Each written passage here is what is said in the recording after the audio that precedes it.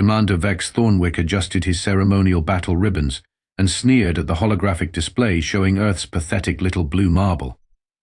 The Galactic Council chamber buzzed with the usual diplomatic nonsense, but today's agenda promised entertainment.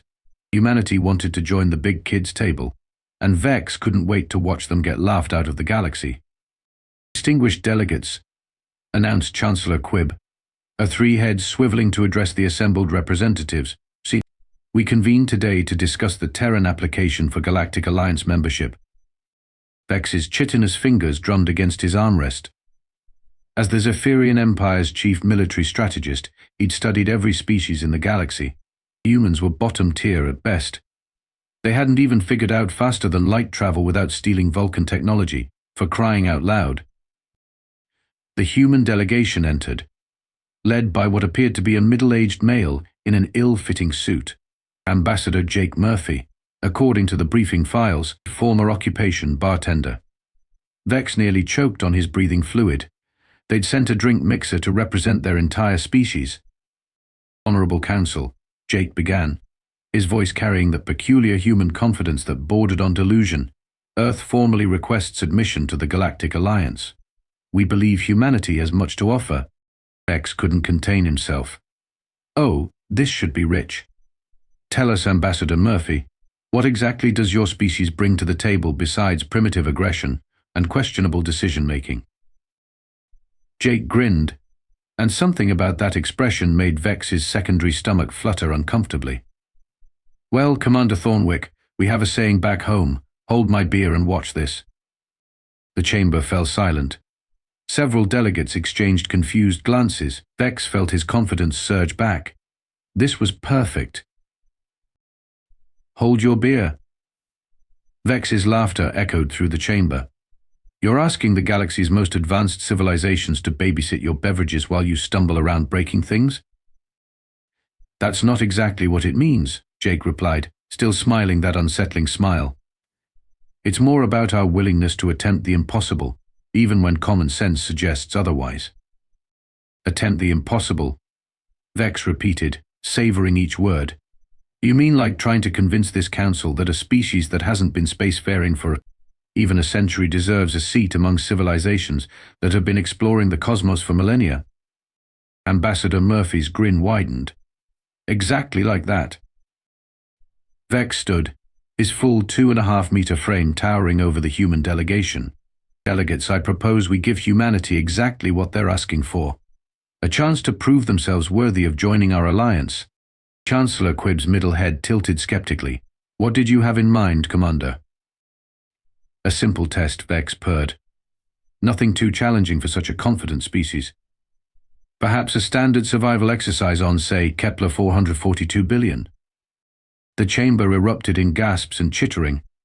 Kepler 442 billion was a death world, a planet where even the plants had developed a taste for sentient flesh. The Galactic Alliance used it as a training ground for their most elite special forces, and half of them didn't come back. 48 hours.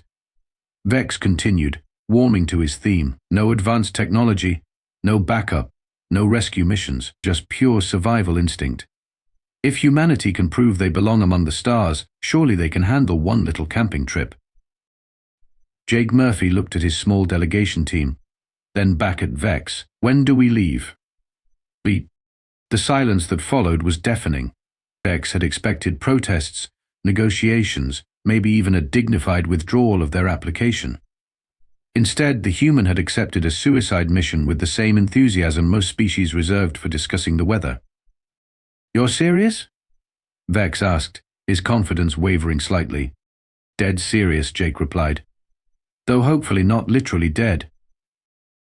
Within 3 standard hours, Vex found himself aboard the transport vessel Inevitable Regret, watching the human delegation prepare for what he assumed would be their spectacular demise. Jake Murphy had somehow convinced the council to provide minimal equipment, basic shelter, water purification tablets, and a standard emergency beacon for body recovery. This is fantastic, Dr. Marlowe Finch exclaimed, adjusting his thick-rimmed glasses as he peered out at the approaching death world. The human xenobiologist looked like he'd been assembled from spare parts and held together with caffeine and enthusiasm. Do you realize Kepler 442 billion has 17 different classifications of apex predators? 17. Most worlds barely manage 3. Vex watched the human scientist bounce around the cargo bay like an excited child. Dr. Finch, you understand that those predators will be trying to kill you, correct? Oh, absolutely, Finch beamed. That's what makes it so exciting. I've been studying theoretical xenobiology for years, but I've never had the chance to observe truly hostile ecosystems in person. This is like Christmas morning. Christmas morning? Vex asked, filing away another incomprehensible human reference.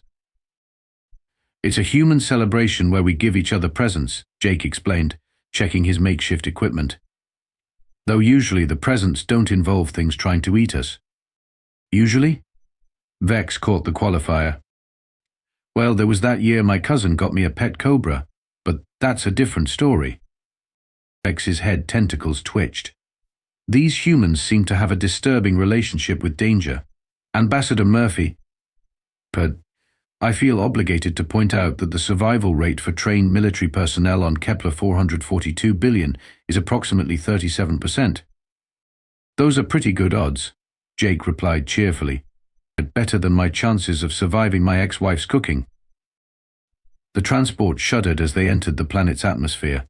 Through the viewports, Vex could see the surface approaching, a nightmare landscape of crystalline formations, phosphorescent swamps, and forests that seemed to writhe with malevolent life. Final approach, announced the pilot, a grizzled Krillian who'd been running supply drops to death worlds for decades. Passengers, prepare for emergency landing protocols.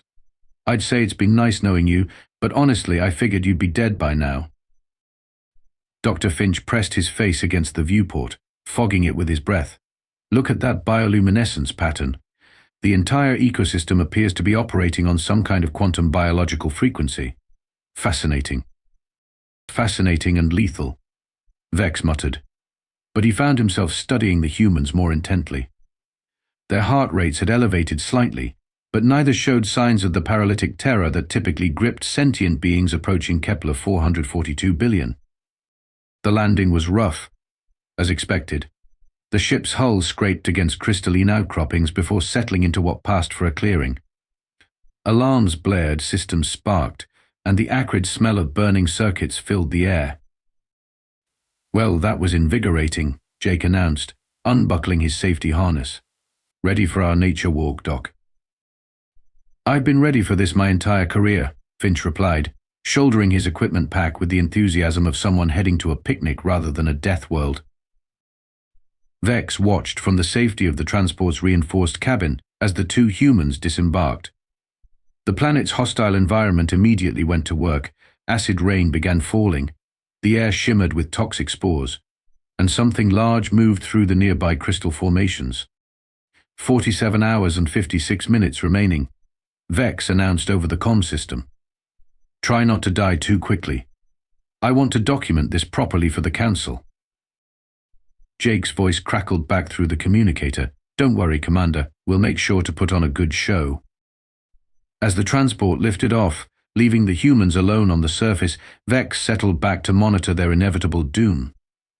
This would be the shortest membership application in Galactic Alliance history. Vex had barely settled into his monitoring station when the first alarm sounded. On his screens, he watched a swarm of crystalline spider wasps, each the size of a small shuttle, descend upon the humans' landing site. Their wings generated sonic frequencies that could shatter bone, and their stingers contained neurotoxins that could drop a Krillian battle tank. This should be over quickly, Vex muttered, activating the recording systems. The Council would want to see exactly how humanity's arrogance had led to their destruction. But instead of screaming and running, Jake Murphy was calmly examining the ship's coffee maker. Doc, how much voltage does this thing put out? Standard heating element draws about 1200 watts, Finch replied, not looking up from his scanner readings. Why do you ask?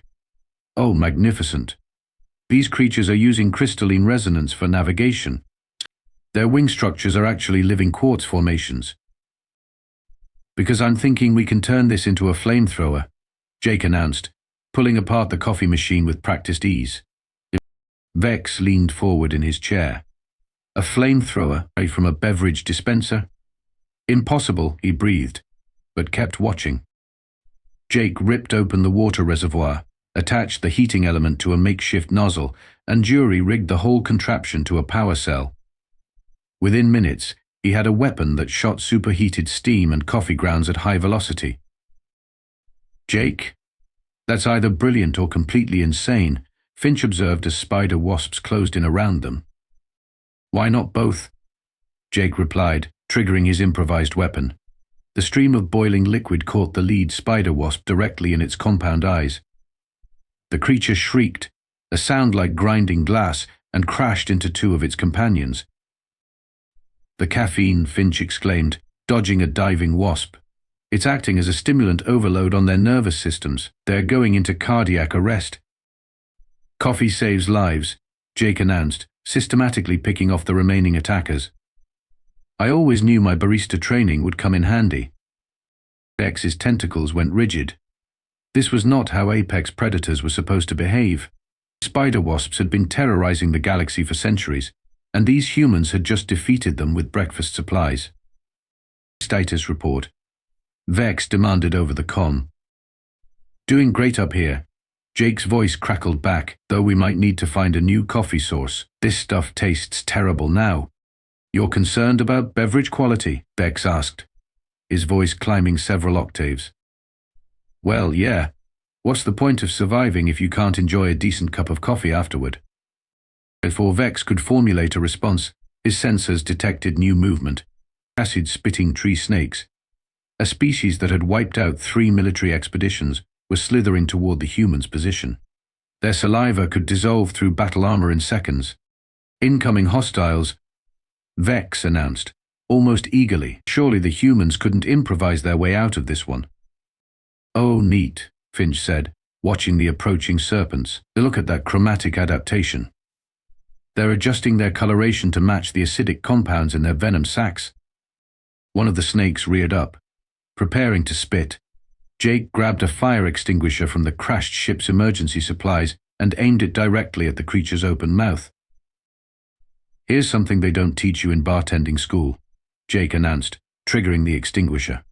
Never serve drinks to customers who don't tip. The CO2 foam mixed with the snake's acid, creating a violent chemical reaction that sent the creature flying backward. Its companions, startled by the explosion, began spitting wildly in all directions. The carbon dioxide is neutralizing their acid, Finch explained, scribbling notes while dodging dissolving vegetation. Basic chemistry. Though I don't think this is quite how the periodic table intended it to work. Within minutes, the humans had routed an entire nest of acid-spitting tree snakes using fire safety equipment and what appeared to be scientific principles applied in ways that violated several laws of physics. Vex stared at his monitors in growing horror. The humans weren't just surviving, they were making it look easy. Worse, they seemed to be enjoying themselves. How are you doing this? He whispered to himself, watching Jake and Finch high-five each other over the dissolving remains of their enemies. His question was answered when Jake's voice came over the comm. Commander, you should have mentioned this planet has such interesting wildlife. Doc's already catalogued 17 new species, and we've only been here 2 hours. 17 new species. Vex's voice cracked. 18 now, Finch added cheerfully. I just discovered these lovely bioluminescent fungi that appear to be carnivorous.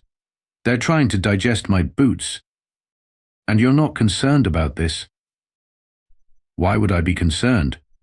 This is the greatest scientific opportunity of my career, though I should probably find some different footwear. Vex slumped in his chair, staring at the readouts. 45 hours and 37 minutes remained. At this rate, the humans would probably discover a cure for galactic warming and solve the energy crisis before lunch. By hour 6, Vex's confidence had completely evaporated. Not only were the humans still alive, they'd managed to establish a comfortable base camp using salvaged materials and what appeared to be pure audacity. Jake had rigged a water filtration system from ship components, while Dr. Finch had catalogued 43 new species and somehow befriended a pack of razor-toothed micro-bears. Commander, Jake's voice came through the con. We're picking up some interesting readings deeper in the forest. Doc thinks we might have found something significant. Vex's stomach dropped. Nothing good ever came from humans finding something significant. What kind of readings? Dimensional distortions. Finch's excited voice took over. The quantum signatures are unlike anything in the database. It's as if space-time itself is being folded and refolded in impossible configurations. Stay away from those readings, Vex ordered. But he already knew it was futile. He'd studied enough species to recognize the tone of voice that preceded monumentally stupid decisions. Actually, we're already heading toward them, Jake replied cheerfully. The dimensional distortions seem to be coming from some kind of cave system. We figured we'd take a closer look. Cave system? Vex's voice climbed toward panic. You're investigating unknown dimensional anomalies in an unexplored cave system on a death world. When you put it like that, it sounds kind of dangerous, Jake admitted, but that's never stopped us before. Vex pulled up his database on Kepler 442 billion, searching frantically for any reference to dimensional distortions. What he found made his breathing tubes constrict in terror. Buried in classified military reports were fragmentary references to something called the Void Stalker. According to the files, the Void Stalker was Kepler 442 billion's ultimate apex predator. A creature that existed partially outside normal spacetime, it could phase through dimensions, making it virtually impossible to track or kill. 3 separate military expeditions had encountered it. None had returned. Abort mission. Vex barked into the communicator. Return to base camp immediately. That's a direct order. Sorry, Commander. Jake's voice was growing faint as they moved deeper underground. But technically, you're not in our chain of command. Plus, this is really cool. Really cool? Vex's voice cracked. You're approaching a creature that exists outside the normal laws of physics and you think it's cool? Well, yeah, Finch's voice joined the conversation. Think about the scientific implications. A being that can manipulate dimensional barriers represents a complete revolution in our understanding of quantum mechanics. It represents a complete revolution in your continued existence, Vex snapped. As in, you won't have one. Relax, Commander. Jake's voice came back, distorted by interference. We're just going to take a quick look around. What's the worst that could happen? Vex could think of approximately 47 different ways this could end catastrophically, but before he could voice any of them, the con signal dissolved into static. For the next 3 hours, Vex received no communication from the humans. His long-range sensors showed only chaotic readings from the cave system, as if reality itself was having a nervous breakdown. He paced his monitoring station, checking and rechecking his equipment, hoping against hope that his instruments were malfunctioning. Then, suddenly, Jake's voice crackled back to life. Commander, you're not going to believe this. You're alive? Vex said, relief flooding through him. More than alive, Finch's voice added, bubbling with excitement. We've made the most incredible discovery. The Void Stalker isn't just a predator, it's a guardian. A guardian of what? Dimensional stability, Jake explained. Apparently, this entire star system sits on a weak point in spacetime. The Void Stalker has been preventing reality from collapsing for the past 500 years. Vex felt his world tilt. That's impossible. The Galactic Institute has been studying dimensional mechanics for millennia. If such a weak point existed, we would have detected it. About that, Finch continued. Your detection methods might need some work. The Void Stalker showed us readings that suggest this phenomenon occurs throughout the galaxy. There are probably hundreds of these dimensional guardians, and your civilizations never knew they existed. The Void Stalker showed you readings? Vex's voice rose to a squeak. You're telling me you had a conversation with a creature that phases through dimensions? Not so much a conversation as a data exchange, Jake replied. Turns out, when you approach it with curiosity instead of fear, it's actually quite friendly. Who knew? Who knew? Vex repeated weakly. You just solved a 500-year-old galactic mystery by being nice to a cosmic horror. We also might have accidentally fixed the dimensional instability, Finch added casually. The Void Stalker gave us some adjustments to make to the quantum field generators. Nothing too complicated. Vex stared at his instruments in growing disbelief. The dimensional readings from the cave system had indeed stabilized. The chaotic energy patterns that had plagued the sector for centuries were smoothing out into normal space-time. How? He whispered. Well, Doc made friends with the Void Stalker while I recalibrated some crystals, Jake explained. Apparently, the solution involved turning the quantum field generators counterclockwise instead of clockwise. Simple engineering, really. Vex's head tentacles drooped. Simple engineering. The humans had just solved one of the galaxy's greatest mysteries with simple engineering and basic social skills. 22 hours into the mission, Dr. Finch's voice came over the comm with an unusual tone of scientific bewilderment that made Vex's scales prickle with apprehension. Commander, I'm uploading some medical data that I think you should see, Finch announced. I've been running continuous biological scans on Jake and myself, and the results are fascinating. Fascinating in what way? Vex asked, though he'd learned to dread that particular word when humans used it. Well, according to my readings, we should be dead, and multiple times over. Vex's primary heart skipped a beat. Explain. The atmospheric toxins alone should have killed us within the first hour, Finch continued, his voice growing more excited. The radiation levels from the crystalline formations exceed lethal thresholds by a factor of 12. And the psychic interference from the Void Stalker should have driven you permanently insane. But you're not dead or insane, Vex observed, though he was beginning to question the second part. Exactly, Jake's voice joined in. Which is weird, because according to the doc's scans, our bodies are definitely registering all these harmful effects. Show me the data, Vex demanded. The medical readings that appeared on his screen made no sense. The human's biological systems showed clear signs of radiation poisoning, toxin exposure, and massive neurological stress. By all scientific measures, they should have been deceased for the better part of a day. This is impossible, Vex muttered, running the data through his analysis programs. Your cellular structures are damaged, your neurological patterns are completely disrupted, and your metabolic processes are operating at dangerously elevated levels. Yeah, but we feel fine, Jake replied cheerfully. A little tired, maybe, but nothing a good night's sleep won't fix. Vex stared at the impossible readings. Then, buried in the cellular analysis, he found it. A genetic marker he'd never seen before, woven so deeply into human DNA that it appeared to be fundamental to their species' development. By the 7 suns, he breathed. What is it? Finch asked, his scientific curiosity overriding the comm protocols.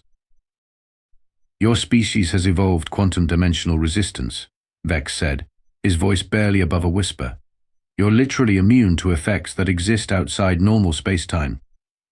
That sounds made up, Jake replied. It's not made up, Vex insisted, his voice growing higher as the implications hit him. This genetic marker explains everything. Your species didn't evolve on a normal world, did it? Earth's pretty normal, Jake said defensively. I mean, we have some weird stuff, but every planet has weird stuff. Define weird stuff, Vex demanded. Well, there's the Bermuda Triangle, crop circles, those places where gravity works sideways, the spots where time moves funny, Jake began listing. Oh, and the dimensional rifts. Can't forget about those. Dimensional rifts. Vex's voice cracked completely. Yeah, we've got about 17 active dimensional rifts scattered around the planet, Finch explained casually. Most governments keep them classified, but everyone knows about them. They're tourist attractions. Vex's worldview crumbled. You have 17 active dimensional rifts on your homeworld, and you treat them as tourist attractions. Well, 16 now, Jake corrected. We accidentally sealed one in the 1970s during a music festival. Own story. You sealed a dimensional rift during a music festival? Woodstock was a magical time, Jake replied nostalgically. Vex pulled up Earth's classified geological surveys, data that had been deemed too dangerous for general distribution. What he found confirmed his worst fears. And two, Earth wasn't just a normal planet with some unusual features. It was a dimensional nexus, a world that existed at the intersection of multiple realities. Your entire species evolved in a quantum dimensional environment, Vex said, his voice hollow with realization. You're not reckless or stupid. You literally cannot perceive certain types of danger because your brains are hardwired to ignore dimensional instabilities. That would explain why I keep losing my keys, Jake mused. This isn't a joke, Vex snapped. Do you realize what this means? You're not just immune to dimensional effects, you're natural dimensional mechanics. Your species instinctively understands how to manipulate space-time because you evolved in an environment where space-time is constantly being manipulated. So what you're saying is, Finch said slowly, humans are basically living cheat codes for the universe's most dangerous situations. That's exactly what I'm saying, Vex replied, feeling defeated. Your species has been unconsciously solving dimensional problems for millennia. Every time you do something that seems impossible or stupid, you're actually performing quantum mechanics at an instinctive level. Jake said. That's pretty cool. It's not cool, Vex protested. It's terrifying. You're walking around the galaxy casually performing feats that our greatest scientists can't comprehend, and you think it's normal. I mean, it is normal, Jake replied. For us, anyway. Vex stared at the medical data, understanding finally dawning. Humanity hadn't stumbled into galactic civilization by accident. They'd been ready for it all along, bred by a universe that needed living tools for fixing problems that existed outside the normal laws of physics. We're not the advanced species, he whispered to himself. They are. 37 hours after landing on Kepler 442 billion, Jake and Dr. Finch emerged from the dimensional cave system accompanied by what appeared to be a house-sized creature made of living shadow and starlight. Vex watched through his monitors as the Void Stalker playfully nuzzled Jake's shoulder like an oversized cat. The commander, Jake's voice crackled through the con. We're ready for pickup. Oh, and we might have a small problem. What kind of problem? Vex asked, though he suspected he didn't want to know. Well, the Void Stalker wants to come with us, Finch explained, scratching what might have been the creature's ear. Apparently, it's been alone for 500 years, and it's developed separation anxiety. You want to bring a dimensional apex predator back to civilized space. It's not a predator anymore, Jake corrected, more like a really big, really powerful pet. Plus it knows things. Things that could revolutionize galactic science.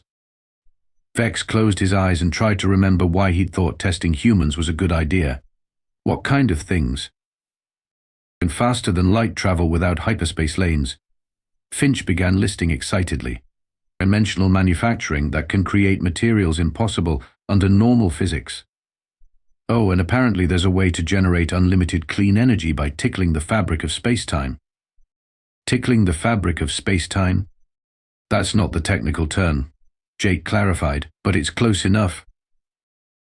When the transport ship arrived to collect the humans, Vex watched from the bridge as they calmly loaded their equipment, their samples, their data, and their new cosmic pet. The Void Stalker had somehow compressed itself into a form that could fit through the cargo bay doors, though it still occasionally phased through solid matter when it got excited. Mission status report, Vex said weakly as they achieved orbit. Complete success, Jake announced. We survived the full 48 hours, catalogued 67 new species, solved a galactic mystery, fixed a dimensional instability, and made a new friend. Oh, and we discovered a new way to make coffee using quantum mechanics. It's surprisingly good. Vex looked at the data streaming in from the humans' mission. They hadn't just survived Kepler 442 billion, they'd improved it. The planet's ecosystem was more stable, its dimensional distortions had been corrected, and several species that had been on the verge of extinction were now thriving thanks to environmental adjustments Jake had made with spare parts and common sense. How? Vex asked, not really expecting an answer. We just did what felt natural, Jake replied. When you see a problem, you fix it. When you meet something dangerous, you try to understand it. When someone needs help, you help them. Basic human nature. Basic human nature, Vex repeated, staring at the creature that was now contentedly purring in the cargo bay. 3 days later, Vex stood before the Galactic Council, his carefully prepared speech forgotten. The other delegates waited expectantly as he struggled to find words that could encompass what he'd witnessed. "Honored delegates," he began, his voice hoarse from rehearsing, "I have observed the human species under extreme conditions. I have watched them face challenges that would destroy civilizations. I have seen them solve problems that have plagued the galaxy for centuries." He paused, looking at Ambassador Murphy, who was sitting calmly in the gallery with his new pet cosmic horror. "I move that humanity be granted immediate full membership in the Galactic Alliance," Vex continued. "Furthermore, I recommend that they be given emergency authority to address any dimensional crises that threaten galactic stability." The chamber erupted in surprised chatter. Chancellor Quib called for order with all three heads speaking simultaneously. "Commander Thornwick," she said, "this is quite a reversal from your previous position. What changed your mind?" Vex looked directly at Jake Murphy, who was grinning that same unsettling smile he'd worn during the original meeting. "I learned what their motto really means," Vex said. "When a human says, 'Hold my beer and watch this,' they're not being reckless. They're asking you to witness something impossible becoming possible. They're inviting you to trust them with the universe itself. And that's supposed to reassure us?" asked Delegate Krill. "It should," Vex replied. "Because when humans say they're going to do something impossible, they actually mean it, and they're probably going to succeed." The vote was unanimous. Humanity was welcomed into the Galactic Alliance with full membership privileges, a formal apology for the Death World test, and a strongly worded request to please stop solving ancient mysteries until the rest of the galaxy could catch up. 6 months later, Vex found himself serving as humanity's official liaison, a position he'd requested after realizing that someone needed to translate human achievements into language the rest of the galaxy could understand. He spent his days explaining how humans had revolutionized faster than light travel, transformed dimensional physics, and somehow trained a cosmic horror to fetch slippers. "Commander," Jake said, appearing in his office doorway with 2 cups of coffee, "I brought you some of that quantum coffee I mentioned. I want to try it." Vex accepted the cup cautiously. The liquid inside seemed to exist in several dimensions simultaneously, and he was fairly certain he could see the future reflected in its surface. "Jake," he said, taking a tentative sip, "I have a question that's been bothering me." "Shoot." "How did you know? How did you know it would work out?" Jake settled into a chair, his cosmic pet curling up at his feet like a cat made of living space-time. "Honestly, I didn't. But that's never stopped us before. Never stopped you before. Human history is basically one long story of people doing things that should be impossible," Jake explained.